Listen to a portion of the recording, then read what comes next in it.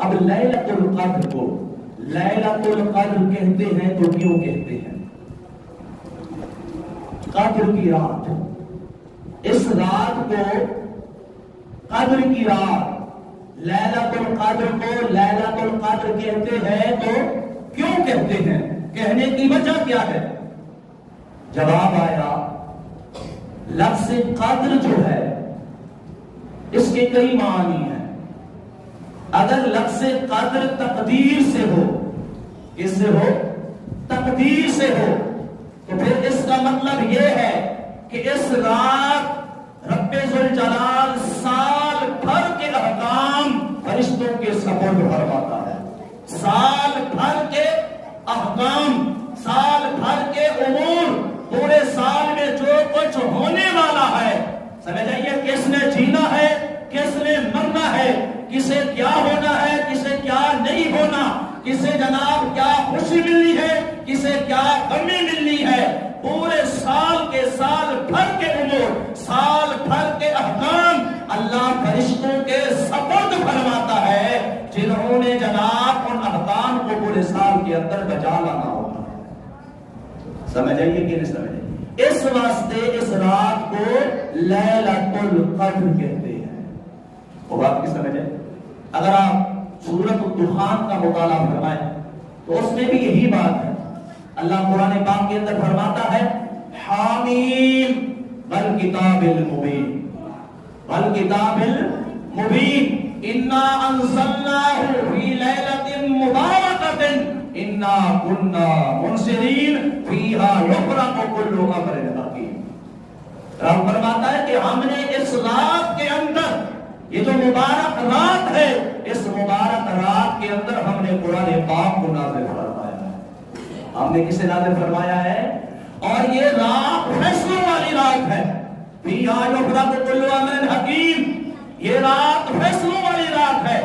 یعنی اس رات کے اندر اب فرما رہا ہے کہ ہر طرح کے فیصلے ہوتے ہیں اور سال بھر کے فیصلے ہوتے ہیں جو جناب فرشتوں کے سپرد کر دیے جاتے ہیں۔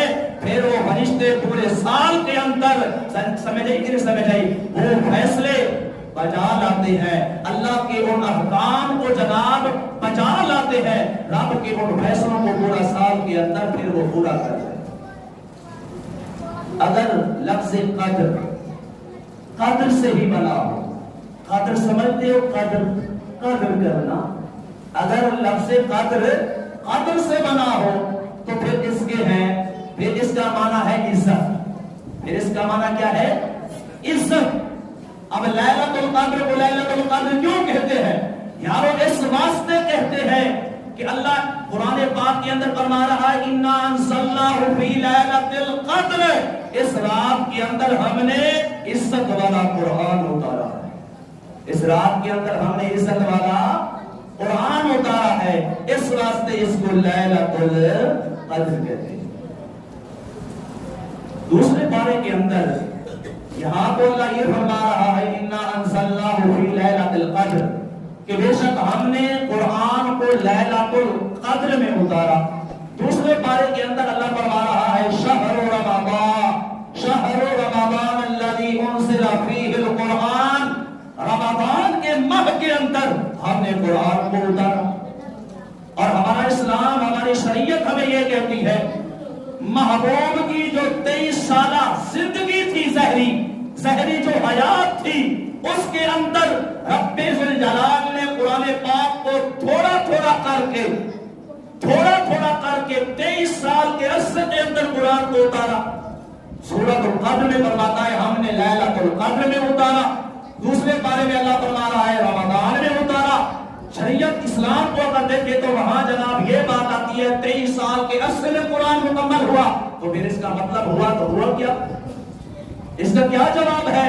جواب آیا کہ جہاں اللہ یہ فرما رہا ہے، انا انزلناہ فی لیلۃ القدر، بے شک ہم نے قرآن کو جو عزت والا ہے، محترم ہے، اس کو ہم نے لیلۃ القدر میں اتارا۔ اس کا مطلب یہ ہے رب نے لوح محفوظ سے آسمانی دنیا کی طرف یک پال کی قرآن پاک کو اتار کر فرمایا ہم نے لیلۃ القدر میں قرآن کو اتارا۔ اور جہاں اللہ نے یہ فرمایا، شہر رمضان الذی الذی انزل فیہ القرآن، ہم نے رمضان کے ماہ میں قرآن کو اتارا. وہاں مطلب یہ ہے کہ ہر سال جبریل امین حضور کی خدمت کے اندر حاضر ہوا کرتے تھے. محبوب کے ساتھ ہر سال کے اندر رمضان شریف میں حضور کے ساتھ قرآن کا دور فرمایا کرتے تھے. قرآن کا کیا کرتے تھے؟ حضور کو قرآن سناتے اور محبوب کا قرآن سنتے. یہ مطلب ہے شہر رمضان الذی انزل فیہ. اور مجھے حدیث پاک یاد آ رہی ہے، حضرت عائشہ فرماتی ہے سرکار تشریف فرما تھے، محبوب کی لخت جگر حضور کی صاحبزادی فاطمہ الزہرا رضی اللہ تعالی عنہا محبوب کے ہاں تشریف فرما ہوئی. جب سرکار نے دیکھا اپنی صاحبزادی کو کہا مرحبا ہو میرے بیٹی کے لیے، مرحبا ہو، خوش آمدید ہو میری صاحبزادی کے لیے، مرحبا ہو میری بیٹی کے لیے. حضرت عائشہ فرماتی ہیں سرکار نے انہیں اپنے پاس بٹھایا.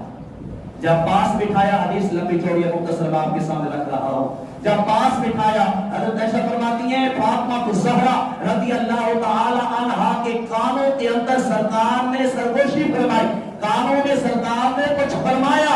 جب فاطمہ الزہرا نے سرکار کا وہ فرمان سنا تو حضرت فاطمہ الزہرا رنجیدہ ہو گئے، آنکھوں سے جناب آنسو جاری ہو گئے، دل پھٹ آیا.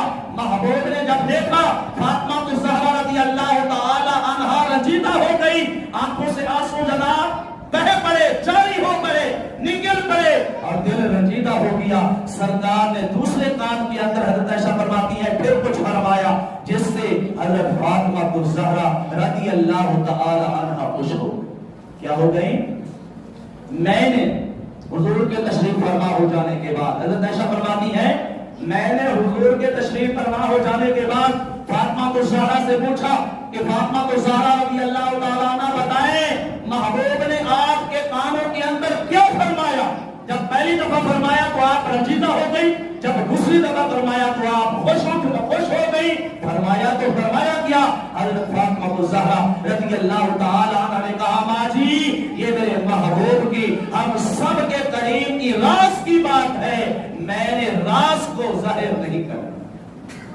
سمجھیے حضرت عائشہ فرماتی ہے امام الانبیاء جس وقت اس زہری دنیا سے تشریف فرما ہو، امام الانبیاء جب اس زہری دنیا سے تشریف فرما ہو گئے، انہیں یاد چپ کرو، جب حضور اس زہری دنیا سے کیا ہو گئے؟ پردہ فرما گئے، تشریف فرما ہو گئے. اللہ کے قرب و جوار کے اندر جب سرکار تشریف فرما ہو گئے، چلے گئے اپنے رب اعلیٰ سے جا کر سرکار جب ملے، ماں جی فرماتی ہے پھر میں نے اپنی ممتا کا فاطمہ الزہرا کو واسطہ دیا، کہا اب تو بتاؤ، اب تو محبوب تشریف فرما نہیں ہے، اب تو حضور کا راز ظاہر کرو. کہا ماں جی اب میں آپ کو بتانا چاہتی ہوں. محبوب نے فرمایا تو فرمایا کیا؟ فرمایا جس ٹائم جناب پہلی دفعہ سرکار نے فرمایا ماں جی آپ نے دیکھا میں رو پڑی، تو سرکار نے یہ فرمایا کہ اے بیٹی میرے جانے کے بعد صبر کرنا ہے، اس واسطے میرا ٹائم آ گیا ہے، میں اپنے رب اعلیٰ کے پاس جا رہا ہوں. میں نے کہا عرض کی ابا جان کیسے آپ کا وقت آ گیا ہے، آپ کو کیسے جناب پتہ چلا؟ سرکار نے فرمایا کہ بیٹی میرے پاس ہر رمضان کے اندر جبریل امین جس ٹائم آتے تھے قرآن کا ایک مرتبہ دور کیا کرتے تھے، اس سال جبریل نے 2 دفعہ دور کیا، جس سے اندازہ ہو گیا اگلا سال اللہ نے مجھے رمضان کا دنیا میں نصیب نہیں کرا. میں رو پڑی، وہ بات کی سمجھ نہیں. اور جب دوسری دفعہ سرکار نے کچھ فرمایا جس سے آپ نے مجھے دیکھا کہ میں خوش ہو گئی، محبوب نے جب دیکھا کہ میں غمزدہ ہو گئی، فرمایا فاطمہ کیوں غمزدہ ہوتی ہو، کیوں پریشان ہوتی ہو؟ میرے جانے کے بعد صبر تو نے کرنا ہے، صبر کے دامن کو لینا ہے، تھامنا ہے مضبوطی سے. کل قیامت کے دن بروز محشر جنت کے اندر رب ذوالجلال تمہیں جنتی عورتوں کا سردار بنائے گا. جس سے میں کیا ہو گئی؟ خوش ہو گئے. اعلیٰ نے فرماتے ہیں جن کے آنچل کو نہ دیکھا مہر و مہ نے اس رضا کی نزاہت پہ لاکھوں سلام. یعنی سیدہ ظاہرہ طیبہ طاہرہ جان احمد کی راحت پہ لاکھوں سلام. جان احمد کی راحت پہ لاکھوں سلام. میرے محبوب کا نام احمد تھا نا آسمانوں کے اوپر، اور احمد جان محبوب کی فاطمہ الزہرا جان تھی.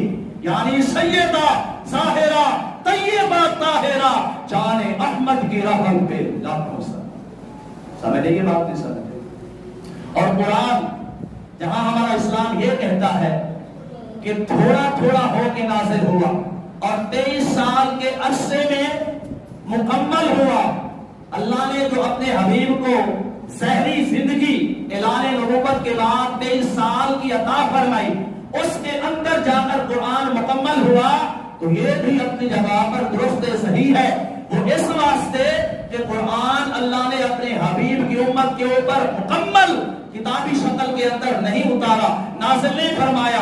جتنا ضرورت تھی محبوب کی امت کو رب نے دیکھا، اتنا ہی احکام اللہ رب العزت نے جائے بغیر محبوب کی امت کے اوپر نازل فرمایا. تو اس طرح قرآن 23 سال کے عرصے میں جا کر قدر کا معنی اگر عزت کے ہو، کس کے ہو جانو؟